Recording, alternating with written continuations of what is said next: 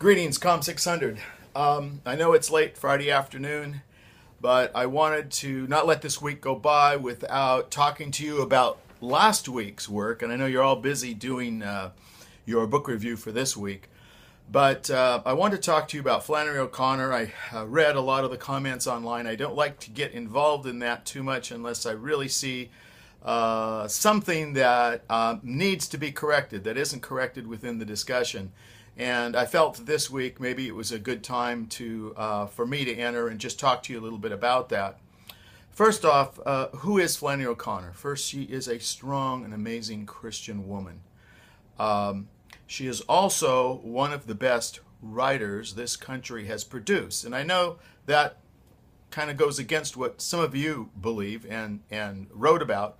But the fact is she died in the early 60s, and she's still being used in most universities today. Most scholars see her as one of the best short story writers that this country has ever produced. Some would say the best. Many writers have said this as well, Walker Percy being one of them, one of the great Southern writers. She wrote in a style that we're probably not used to, and that's called goth. And she was, believe it or not, a very strong, conservative in many ways, Christian woman. Raised in Georgia, went to an all-girls school, and then did her master's at one of the elite writing schools in the United States, in Iowa's Writers School. And then went to upstate New York and worked on some of her stories there until they found out that she was sick with lupus, a disease her father had died with.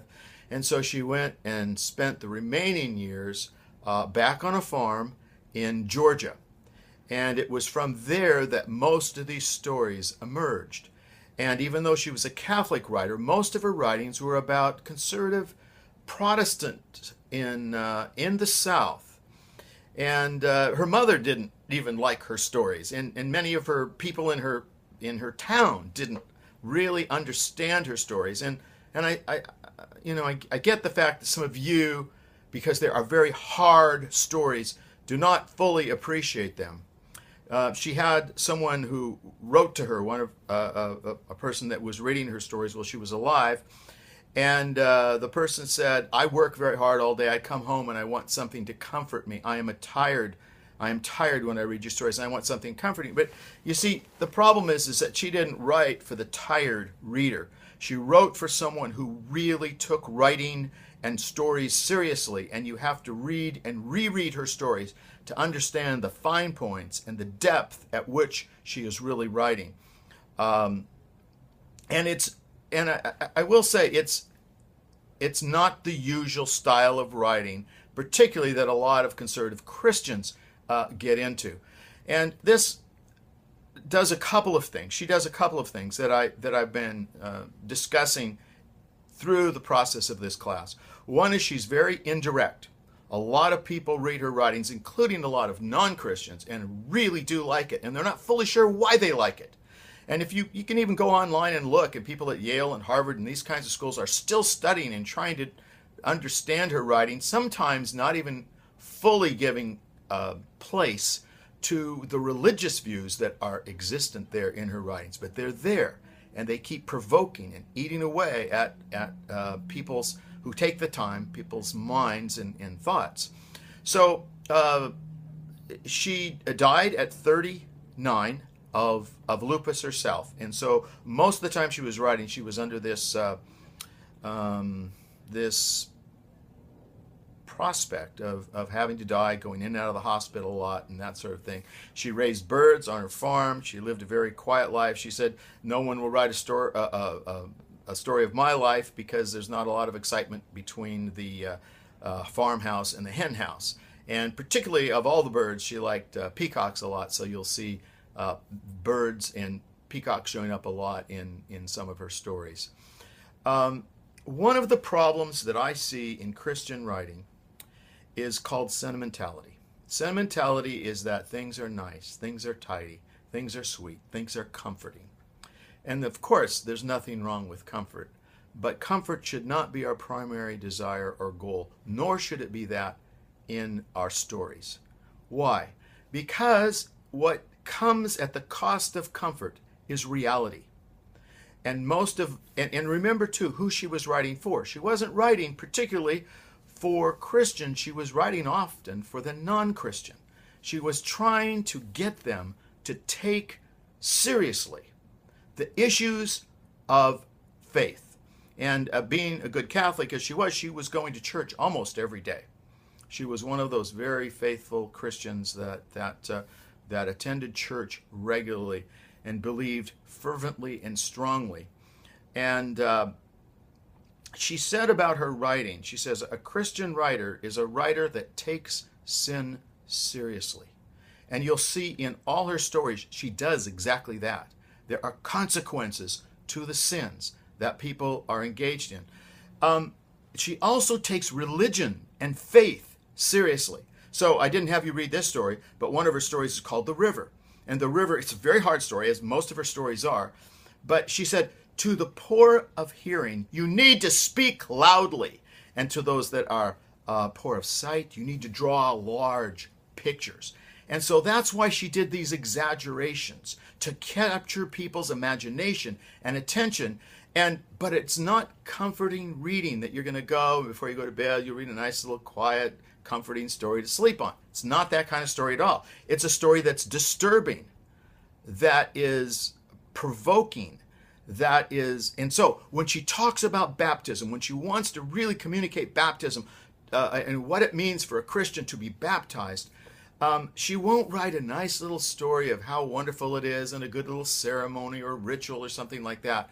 She will write a story, and hidden within that story, as Lewis would say, smuggled within that story, is the death of a child who's looking to find God, and he goes back to where he saw baptism, trying to find God in the river, when it was explained to him that there was a baptism taking there, and so she's trying to help people understand that when you are baptized, when you make that commitment to God as an outward sign, it is very serious and very real. It's a sign of death and new life. And so she exaggerates so that people will begin to think. Now, do all people recognize the Christian aspects of her story? No, of course not. But of course, not all people recognize even aspects of some stories like Lewis, The Lion, the Witch, and the Wardrobe. It seems like everybody would see Aslan as a type of Christ. But in fact, I have many friends that do not recognize that, do not know that, who are non-Christian and don't see it. In fact, Lewis himself said, if somebody reads the story and doesn't recognize it's Aslan, don't tell them. Because later in life, and of course, Lewis is writing for children, Flannery O'Connor is writing for adults, but not all of Lewis's writing was for children, but certainly the Chronicles of Narnia were. And he says later in life, when they run into the stories of faith and when they run into Christ in their adult life, they will say, I've heard that somewhere before. That sounds familiar. And that same kind of thing is happening with Flannery O'Connor, not the child thing, but that people are haunted by her stories. And their stories are perplexing to them. And they come back to them again and again. Her stories were not meant to be comforting little stories. They weren't meant to be read only once. They were meant to be studied. For example, one of the stories I had you read is The Lame Shall Enter First. Difficult story. I do not deny that at all. But you would also agree that the life of faith is difficult. It is challenging. Christ said, in the world you will have tribulation, but be of good cheer, I have overcome the world. So there are those things in the world. And if we make all our stories simple and easy and fun and happy in the end, then we have what many people see that are not people of faith, is that this just isn't real. I know Christians. Their lives don't happen that way. I have very good friends. Some of them have children, have profound physical and emotional and some mental handicaps. And it isn't that everything's going to be right, that God's going to absolutely heal every one of them. He doesn't. And Christian lives have problems. They have death. They have divorce. They have sickness. They have all those kinds of things.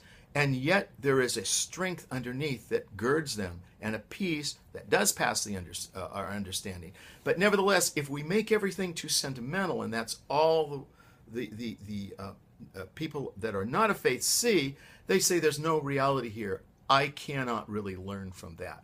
Her stories, they would never make that mistake. They will see the difficulty there is in really living out and understanding and being part of the Christian faith. So we get back and we look at the lame shall enter first. Shepherd, who is the father, has just lost his wife, his son, a very young child, is grieving for his mother, and that's how the story goes. And there's one other person in the story, Rufus. Now, you can look at that story, and it's a very interesting story, very complex characters, and as the story develops, it's very powerful. Some of you pointed out that her stories do not develop friendly characters. The characters are stark, and that is an aspect of her writing that's absolutely true. Her characters are very, very not fluffy and straightforward. They're much more straightforward and perform a real important function. Also, if you look at her name, the names that she names people in her story, a lot of times there's a double meaning there. For instance, shepherd, the name of the father, is anything but a shepherd. We think of the shepherd as Jesus, our great shepherd, or something like. He was not a shepherd even to his own son. He was the opposite of that. So you see it, you can read it on one time. It's just a really tragic story, very interesting, well-crafted story.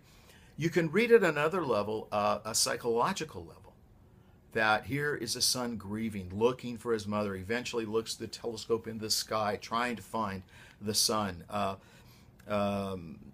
You see Shepherd trying through his counseling to help this other young man who has the leg that is deformed, and he wants to get him a new shoe that will help build him up. And so you can read it on that psychological level. And then there's a third level you can read it, and a lot of people miss this, and I think it is one of the most dramatic attacks on modernity. What is modernity? That science,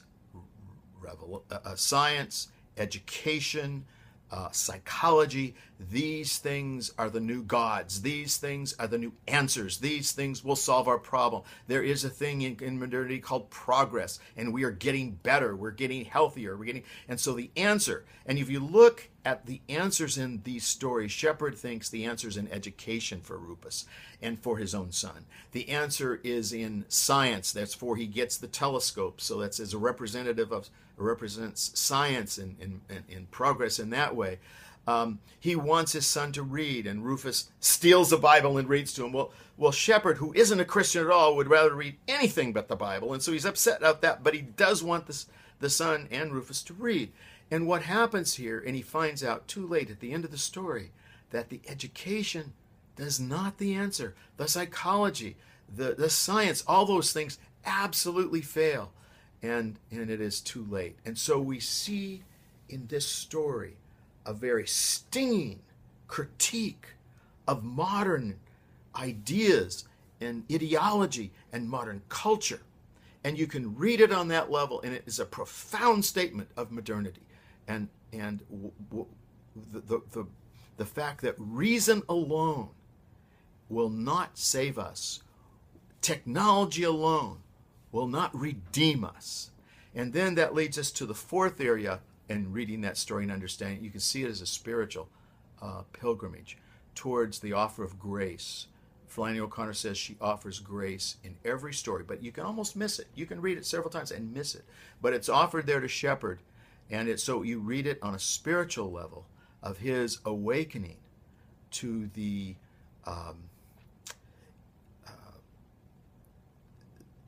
emptiness that modern has, that putting reason, one of the things about modernity is it places reason above revelation, reason above all things. Man will create his own utopia, his own sense of well-being. We will be in control. We will control all things.